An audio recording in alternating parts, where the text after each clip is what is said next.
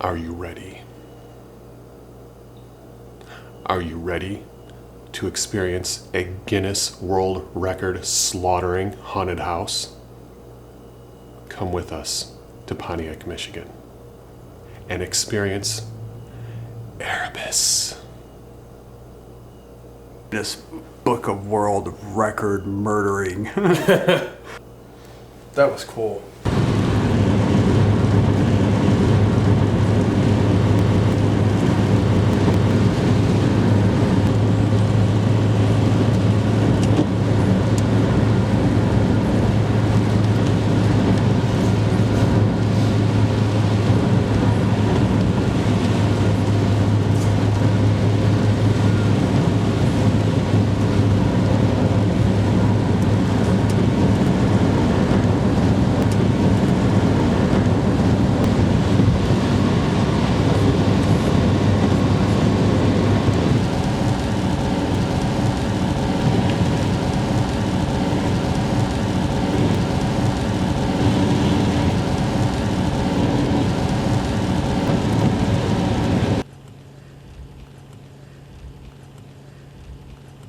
Spotlight from Erebus. Erebus! Been to this one once about 10 years ago. I don't remember much about it. But we're about to find out more about it. Getting closer. I think we have a giant hospital in front of us. Blocking the light, but we can still see it when it comes by. The haunted house scares people into shock. They have a hospital close by. Yeah, they actually built that hospital after Erebus just because of all the injuries and murders that were happening at Erebus.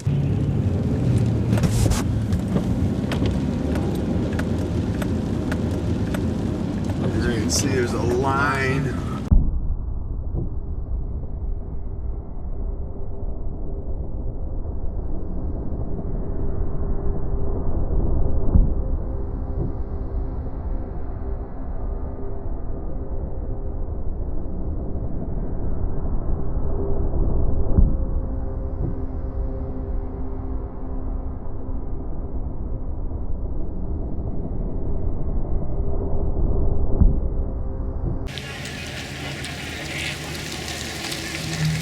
At Erebus, downtown Pontiac. Here comes Travis walking across the screen, holding the big camera. This is a small one. Genetics, I guess. It's not what you're packing, it's how you use it. Ah. Well, I guess this place scares the crap out of people. Yeah. But not fast enough. If they make it to the porta potty in time, it's not scaring the crap out of them quickly, right? As you can see, there's a line out here outside of Erebus. We're heading over to find Ed, the guy who gave us permission to film here.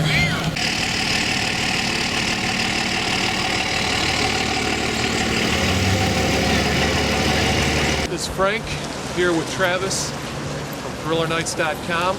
We're in downtown Pontiac at Erebus Haunted House, 4-story haunted house. Claims to be the biggest in, I don't know, the country, the world, the universe, something like that. We're gonna get some shots and see what we can find out about it. We'll talk to you inside.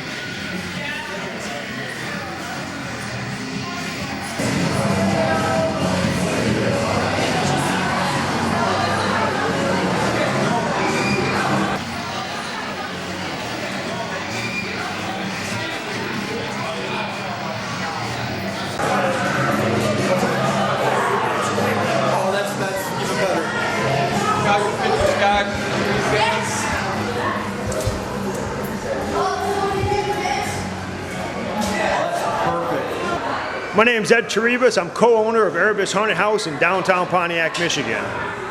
We started the haunted house business in 1981. There's 1,200 square feet and $1.50. 1998, we bought this building, which is now known as Erebus, opened in 2000. We got the Guinness Book of World Record in 2005, and we had it till 2009. 5 seasons as the world's largest walk-through haunted house. Now Erebus is over a half-mile walk-through, 2,600 linear feet that you're walking in here. Southeast Michigan is the haunted house capital of the world. We actually have more haunts here than any place else in the whole world. Because of that, if we go to a trade show, I can't go and buy the coolest thing out there because 25 other guys will have that. Over here, we build 95% of everything all by ourselves here. We got things that will grab you, bite you, land on top of you. We're going to put you in a room, slam the door, dump 10,000 balls on your head and fill it up 6'6". How long can you hold your breath? What's your light level? What do you need? Well, I brought a flashlight. It's that bright. Sounds good, man. Bye. This here's jumping for B-roll. When you're done. Excellent, man. Love it.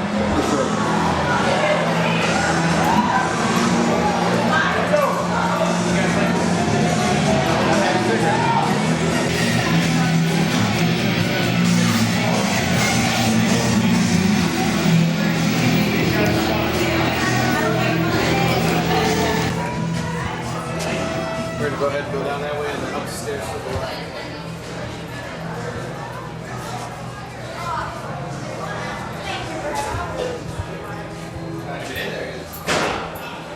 We go upstairs? Yeah, go ahead and go upstairs.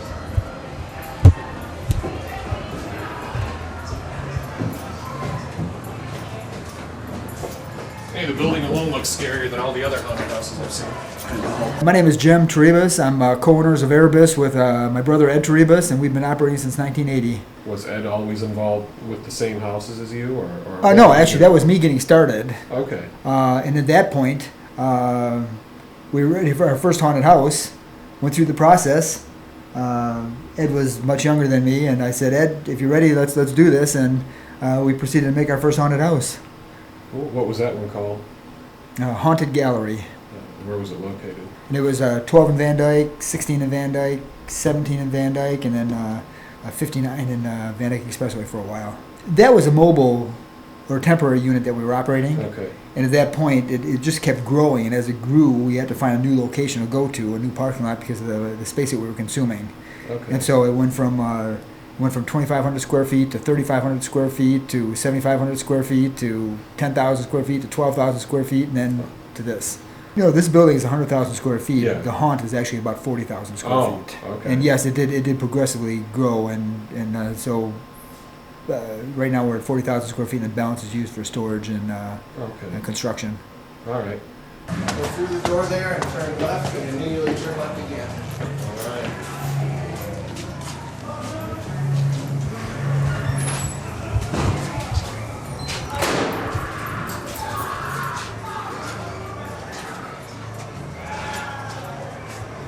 Turn left.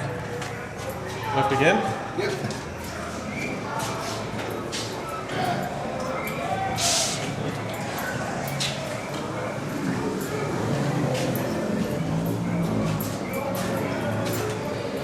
Yeah, this is definitely, this needs always alone. Yeah. Our share. We should have asked Ed about the, maybe you know, do they actually pay for this building all year long, or how do they do it? Awesome. Go in that last door on the left. That sounds like a horror movie. The last door on the left. That's on the last We have house. customers in here, so if you want to put the Okay. light, it's good. What's the light?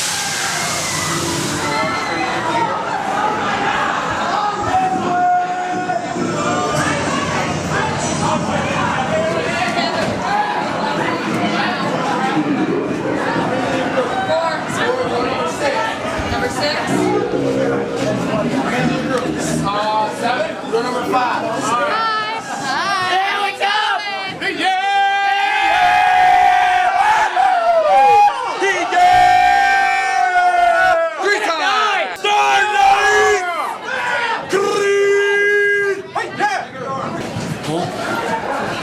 This is the screening stuff.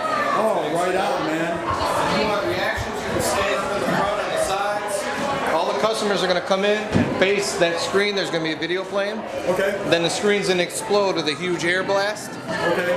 And then the reaction will probably be that way. Yeah. So if you want to shoot some of the screen, I mean, you can shoot some with nobody in here if you want. The video, or you can wait till You know what? Yeah. How much time do you have till next for the customers to start filling them? Yeah. Probably 30 seconds to a minute. Okay. So we're probably rolling in pretty soon here. We're probably bringing in here shortly. They're gonna come in this door and go right here, so you guys probably be best over there. Yeah. Yeah, they can stand up here if you want. Actually, that wouldn't be bad. It would be good to get the audience reaction. Yeah. If you want to go up there with the light up there, or Stand up on that. up there off to the side. Either side, doesn't matter. Yeah, left side, you better. You got ready? Yeah, go ahead. The events leading up to this brief, overwhelming and complicated to describe. Most of my staff has gone missing in the Erebus device. I fear they are dead. It's as if nature considers I work a virus and is sending antibodies to destroy the infection. I feel the bodies of an unseen enemy all around me. And even now, it plots to return to this world and destroy my work. I advertise Erebus as a haunted house. The Guinness will be sent back in time and annoyingly pause this brutal game. I will observe the costly deaths and then understand the true nature of my enemy. I dream right here in a huge burning dust that shows no mercy. If my calculations are correct, my transmission wormhole should open, thus establishing.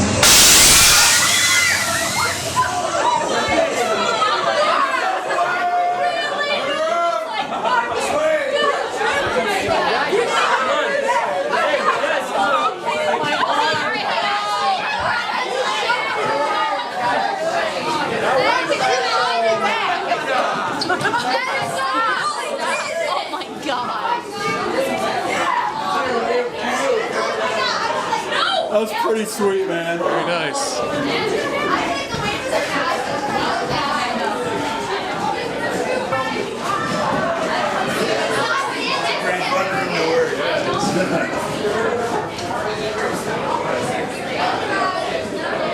You're colder.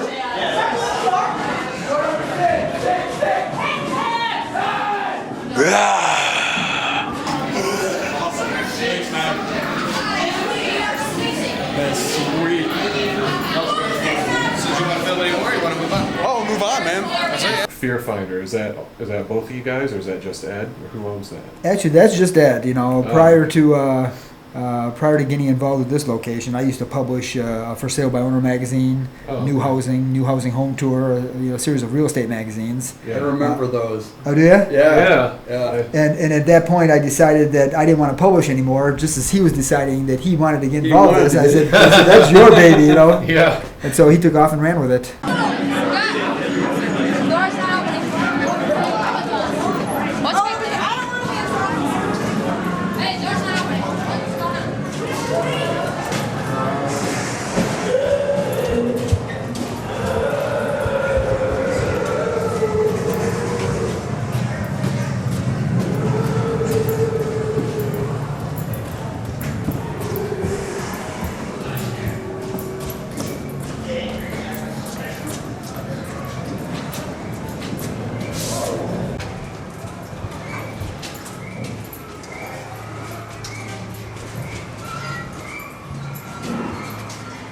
Direction from here? Right? Yep.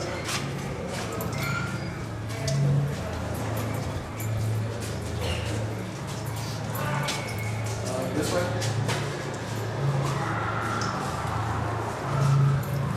We're going to head downstairs.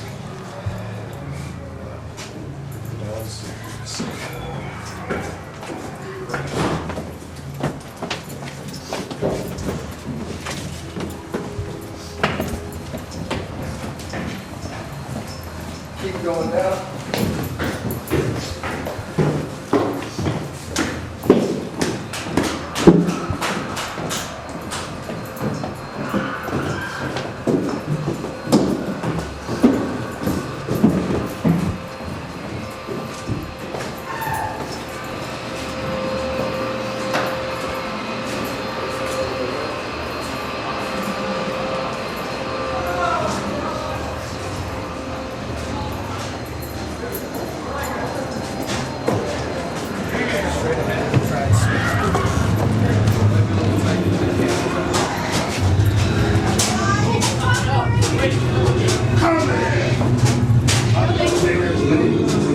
Down low, watch your heads. I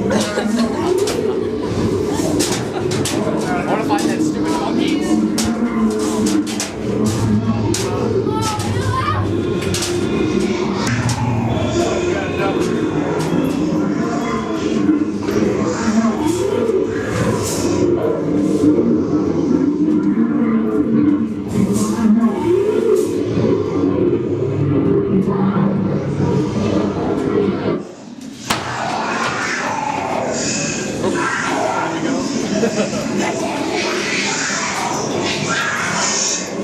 Customers are going to come from that way, and this guy's going to come out and smash them. So if you want to get a shot from over here, then you can from this direction. Oh, like I said, he's coming straight out against that wall. Okay.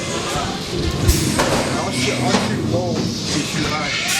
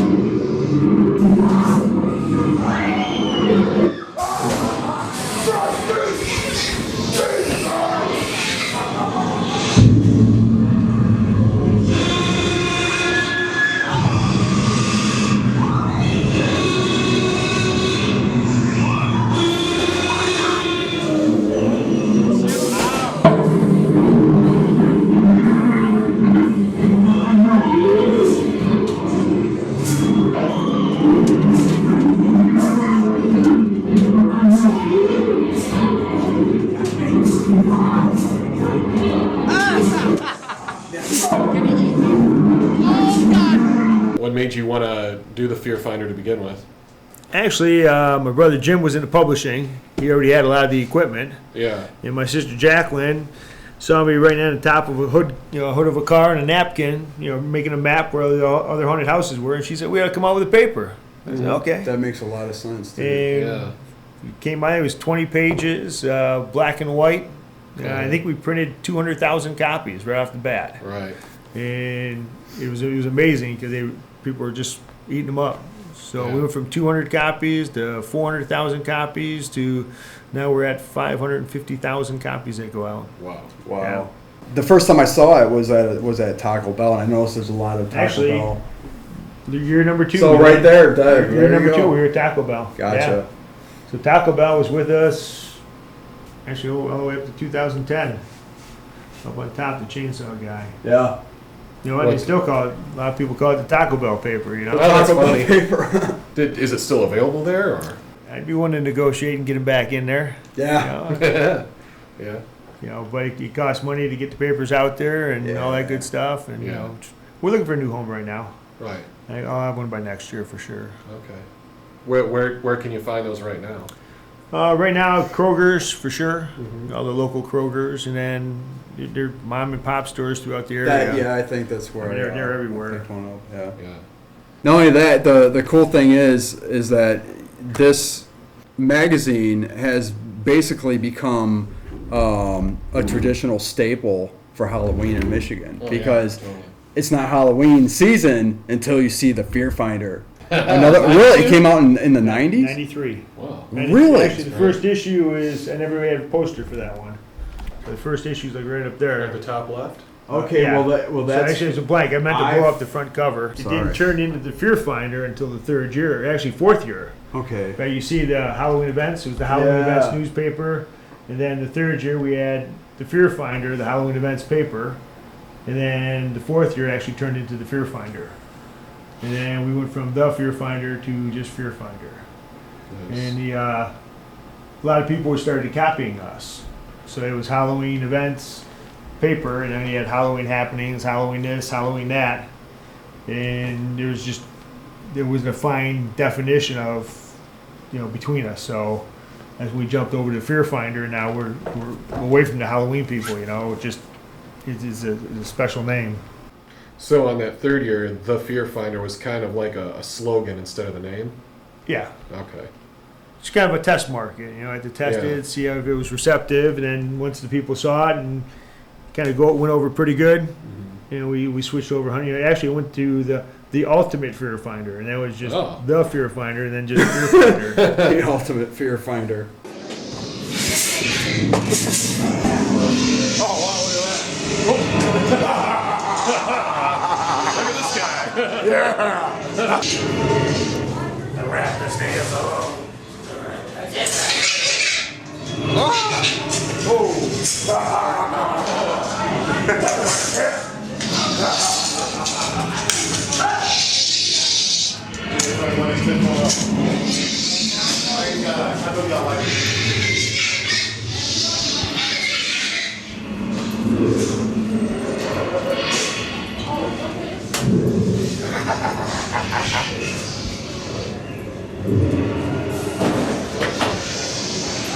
Come here.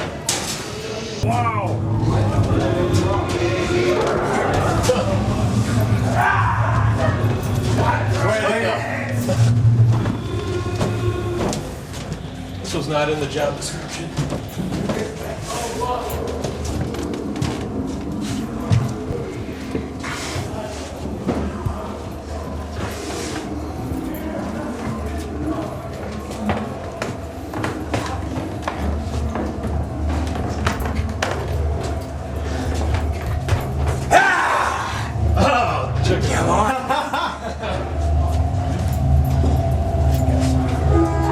You want to keep going? Frank? You want to keep following through? What's that? We're going this way. Oh, take it to that room you started on. Spinning wall? Yeah.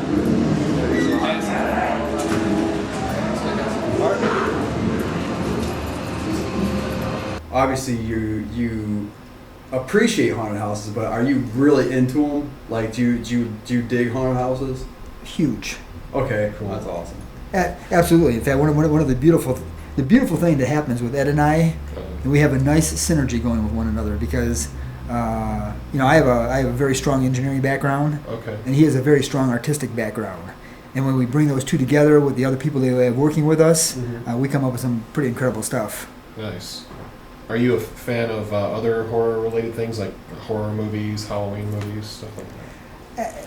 Ed is, I am not. Oh, okay. But it's interesting. I dig the hell out of scaring people, Yeah. and enjoy, the beautiful part about however my brain functions. I might not be the best reader, the best speller. Right. When it comes to spatial dimensions, I could just see things, and so looking at how a display is going to operate, what they're going to do there, how the people are going to react to it, how the actor and actor is going to act in there, it works out really good. What's your name, our tour guide? My name's Justin. Justin. You're doing a fine job, Justin. Thank you. We're proud of you.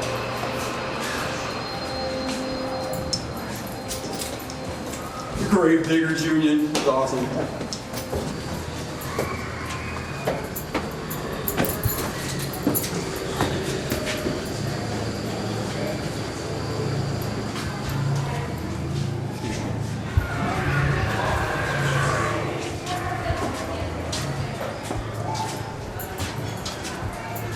Gosh, this house is huge.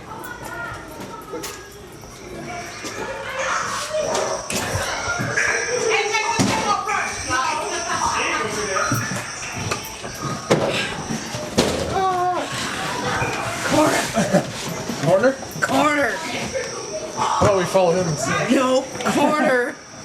One of you needs to go in the corner. Okay, I'll stay in the corner. Come on, get in here! Right this way.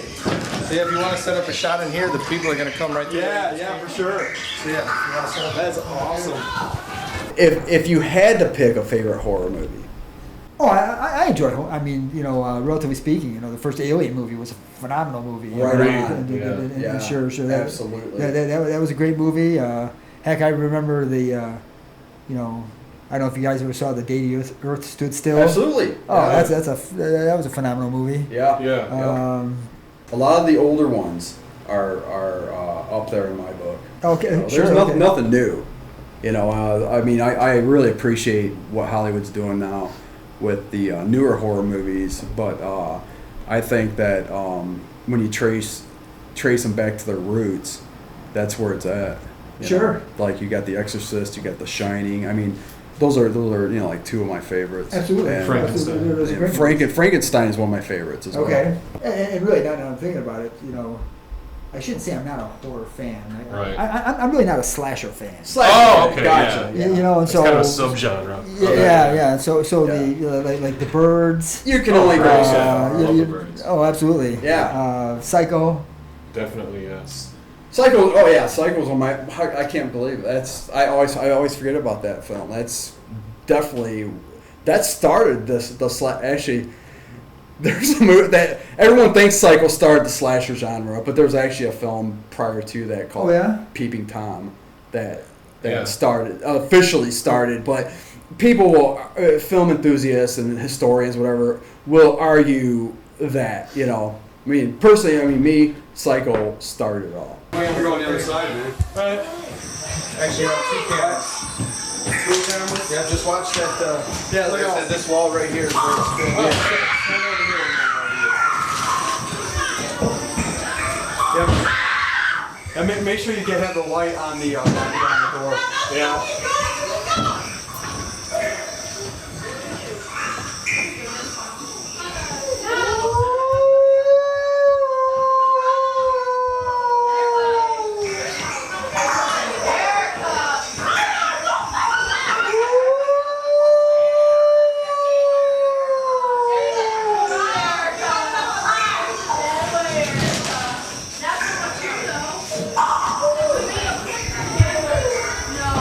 Send me my food!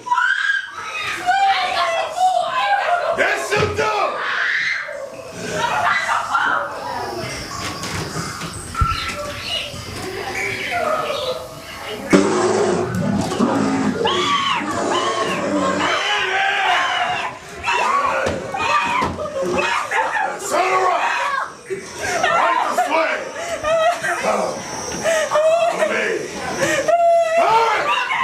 I even love this room, by the way. Yeah, this room is It's great. fantastic. Everything in here. It's awesome. I mean, that's something. All these magazines that. I grew up. Fangoria was one of my favorite magazines growing up as a kid, and obviously, Rue Morgue that recently came out within the past, I think, like maybe the late '90s, maybe.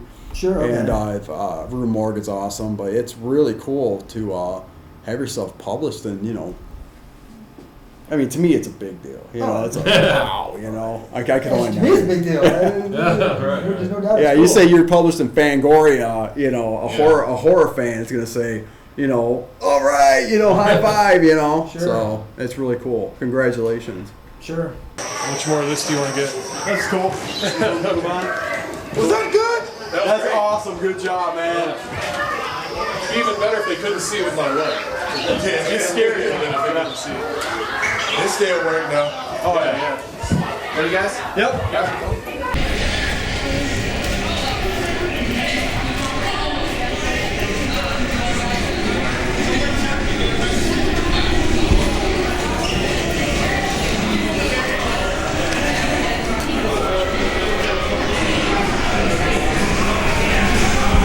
ThrillerNights.com. ThrillerNights.com. ThrillerNights.com. How much more you want? That's awesome. Well, that was pretty pretty awesome, man. Yes, it was. Definitely the best haunted house I've been to this year. I think it might be the best one I've ever been to. That may be true as well. Stop. Well, I see you made it out alive. I guess that means we'll see you next time. If you've got the courage. Just remember, to avoid fainting, keep telling yourself, it's only a website. It's only a website. It's only a website.